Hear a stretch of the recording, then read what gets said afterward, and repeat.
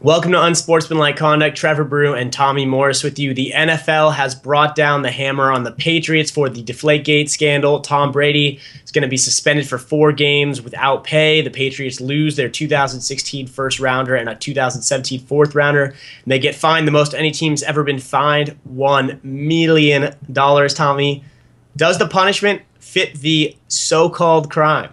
No, I don't think it does, but I think that this is probably a culmination of a lot of things, and they're finally just punishing them for all these things at once. I think the Patriots probably do a lot of little stuff and have been doing a lot of little stuff. They got caught for Spygate. I highly doubt these are the only 2 things they've done. I think this is just a chance for the NFL to punish them. I don't think Tom Brady will serve all 4 games. I think it'll be the first 2 games, but that first-round pick in $1 million, man, that is rough for deflating a whole bunch of footballs. I don't know. What do you think, Joe? I think the bigger issue here is the inconsistency in the way the NFL goes about the investigation process and the punishment process. The fact that Ted Wells came out with this report, I think Ted Wells was also one of the guys behind denying the concussion problem in the league, and Ted Wells comes out with this report that says it's more probable than not that the Patriots manipulated footballs.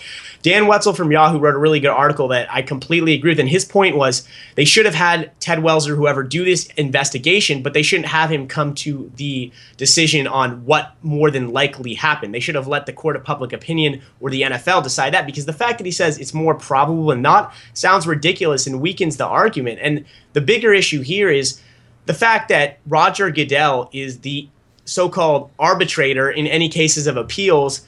That completely negates any independent ability to appeal any decision in the league. So that's something that the NFL the players messed up when they negotiated the collective bargaining agreement a while back. So they have no one else to blame but themselves. But think about how ridiculous this is. If someone makes a decision that you don't like and you appeal it, and that same person gets to decide the appeal decision, that is the most ridiculous thing I've ever heard. Troy Vince is in charge of the punishments. Okay, but let's be clear here, Tommy. Come on, that was I appreciate you clarifying that. I just want to let you know, just to let everyone know, it's not necessarily Roger Goodell coming up with the punishment. It's Troy Vincent, and he has the power to do so. But each time one of these situations occurs, forgetting whether or not the punishment is fair or not, the NFL keeps making themselves look like fools. They suspend Adrian Peterson.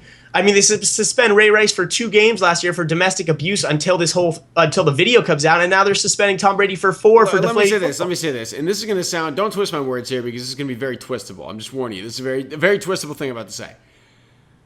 Off the field issues, yes, it's bad for the NFL.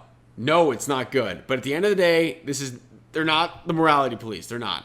I'm sorry. And so if a guy doesn't go to jail for something, yeah, you should still maybe suspend him because it makes the league look bad, but it's not ruining the integrity of the game. I mean, if you found out that a guy was playing with a nail sticking out of his glove and was hitting guys with it for 2 years, what would you say? I mean, that's not as bad as domestic violence or anything like that. You're still within the field. Where did you come up with this analogy? I just came up with it right now. What I'm saying is like a little tiny cheating thing that's done over a long period of time. I think. I thought the angle you were going to go with the where you thought the NFL was succeeding at all this is the fact that we're talking about the NFL in the midst of the second round of the NBA playoffs and the NHL playoffs going on in the beginning of baseball season. I thought that's the angle you were going to. But I will say this. I'll add this, and this is way off my point. I don't think it's coincidence that the draft happens and they wait a week and a half and then they announce this. I think the NFL is very smart with their public relations. They let information out in perfect time segments so they can always say in the news. They are geniuses. I'm just going to throw that out there.